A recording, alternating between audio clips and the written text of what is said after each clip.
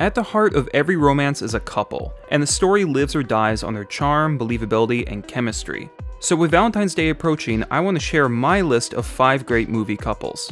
First, I want to give a quick honorable mention to Hubert and Kathleen from Albert Nobbs, of whom I really wanted to discuss more, but they only share one scene together. Which is a shame because the two have such an infectious chemistry that their brief scene is the highlight of the movie. With the smallest gestures, they bring a smile to your face, which, for the 7 people who saw that film, is like a much needed fireplace in winter. That being said, let's move on to the big 5. And don't forget to tell me in the comments if you'd like this to turn into a series, and what other couples you think deserve a spot. Something that's consistent in bad romances is the scene where the pair meet. More often than not, nothing substantial is happening in the scene, and the two click solely based on looks. From then on, the film has to contrive something deeper in their bond that isn't really there. Number 5 on my list is the exact opposite of that, and that's Baby and Johnny from Dirty Dancing. Sure, Baby is attracted to him immediately, but it's more than his physique, it's his dancing, his ability to command the room, while he sees her more like an impromptu student than anything. It's through the dancing they find their relationship blossom, and this process is both dramatic and sexy.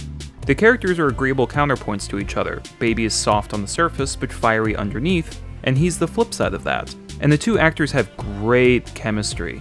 They have plenty of good dialogue, but the story is really all about physical change and body language. In a way, we're watching these two from a sensuous standpoint, which is kind of experimental as far as romances go, and makes them a fascinating and enjoyable couple to watch on screen. It's a feeling, a heartbeat.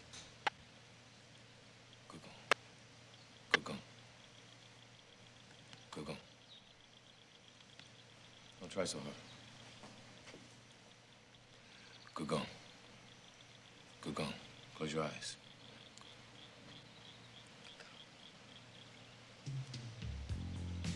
Two, three, four.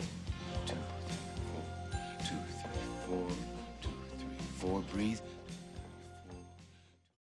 I knew Grace Kelly was going to make the list, as she always managed to get a spark going with whomever she was cast. To Catch a Thief almost made it, part 2 perhaps?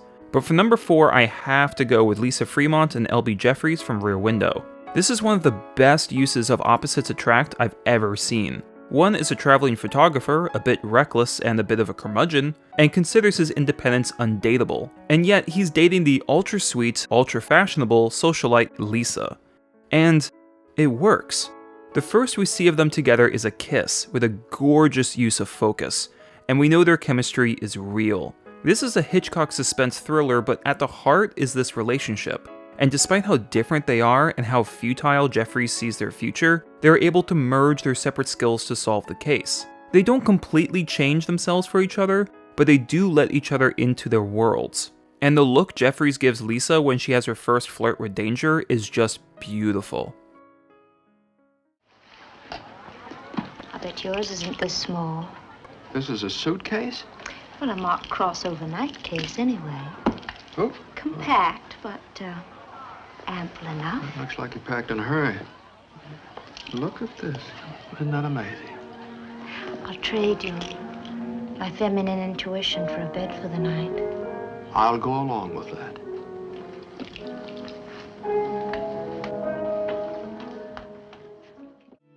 Number 3 is Ailish Lacey and Tom Fiorello from Brooklyn. One is a hard-working Irish immigrant fresh to the city, and the other an Italian-American who spots her at an Irish dance. He walks her home, admits he goes to these dances because he likes Irish girls, she jokingly gives him a hard time about it, and just like that, these two snap together. It's hard not to root for them when they're so doe-eyed in love, so giddy you can practically hear the blood rushing to their cheeks.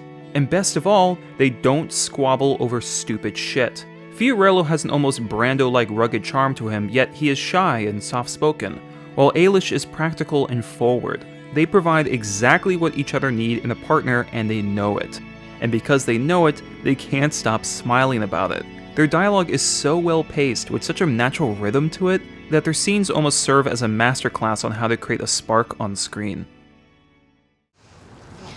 Can I go home now? You love me? Yes. But don't ask me anything else, and don't talk about our kids being Dodgers fans. Oh, what, you want kids who like the Yankees? Tony, please, don't push me. All right, I'm sorry. To me, what makes a couple romantic aren't the huge gestures or constant praise or threatening suicide to get a date. It's the little things. The flirting, the small jabs, the little quirks. If you enjoy these, you can't go wrong with Pudge and Chip from 1989's Shag. I've spoken of this film in detail in another review, which I may redo now that I actually know how to edit somewhat competently. But all you need to know is that the film takes place in 1962 and it's about a group of Southern belles who spend a weekend in Myrtle Beach, falling in love and having epiphanies along the way. The couple Buzz and Carson are well written, but it's Chip and Pudge who steal the show. They're both shy and lack self-esteem, but as they spend more time together, they bring out something confident, festive, and freewheeling in each other, and it's a blast to watch. Hanging out in a bathtub fully clothed, making cocktails under a table, and even scenes where they're not the focus, they're always doing something adorable. And it all feels earned. Shag can be enjoyed by practically anyone, and the way the Chip and Pudge story climaxes is so joyous you'll be light on your feet for the rest of the day. They're just so dang cute.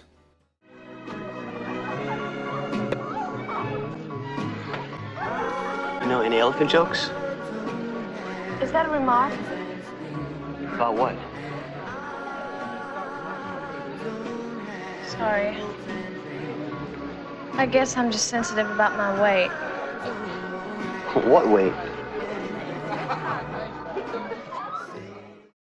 When I first brainstormed this list, one couple immediately popped to mind, and I knew from the get-go it'd be number one.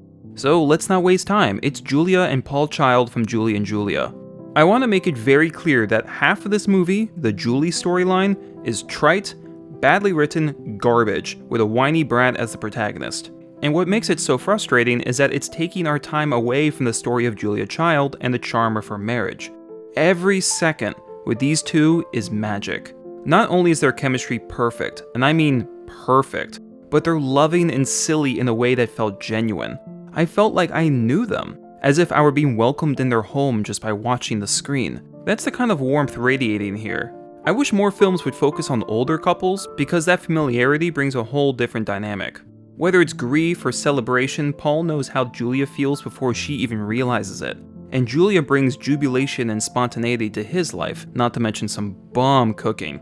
Another reason their marriage is successful is because they don't just love each other, but admire each other. Meryl Streep and Stanley Tucci do such a great job, it wouldn't surprise me if half the conversations were improvised, because of how natural everything came across. This pair is sublime from start to finish, and more than enough reason to watch the film, as long as you use a remote to trim the fat.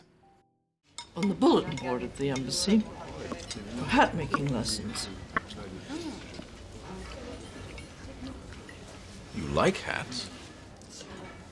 I do. I do.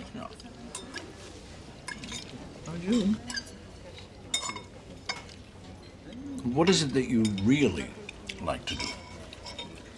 Eat. I like to do. I know. And you're so good at it. Look at you. Now, how good you are. Front of you. Well, that's my list. Comment below if you'd like to see a series of this, and let me know which couples you think deserve a spot. Eat some chocolate, drink some wine, watch one or more of these films, and have yourself a nice Valentine's Day.